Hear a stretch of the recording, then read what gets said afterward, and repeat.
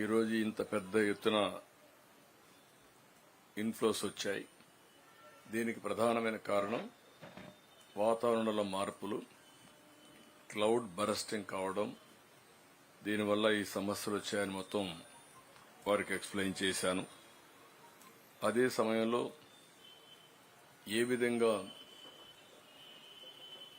Budameru breaches జరిగాయి, బుడమేరు మొత్తం ఏ విధంగా ఎన్క్రోచ్మెంట్ చేశారు, దీనివల్ల ఏ విధంగా ఈరోజు 2 లక్షల పైన 1,40,000 కుటుంబాలు, దగ్గర 1,40,000 2,02,000 కుటుంబాలు, 6 లక్షల మంది ప్రజలు ఏ విధంగా ఇబ్బంది పడ్డారు.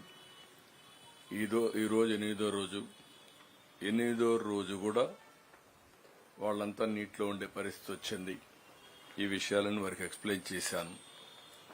అదే సమయంలో అధికార యంత్రాంగం మొత్తం రాత్రింబగళ్లు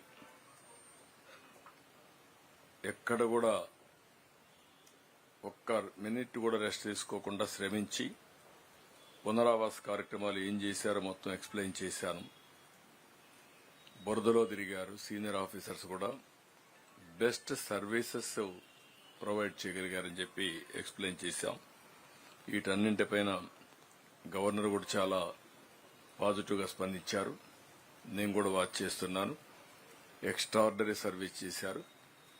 ఇది చాలా సంతోషం అని చెప్పి వారు కూడా వారి యొక్క ఒక విధంగా సాటిస్ఫాక్షన్ ని ఎక్స్ప్రెస్ చేశారు.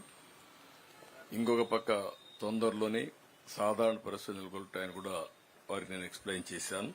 వారు కూడా ఆశాభావాన్ని తెలియజేశారు.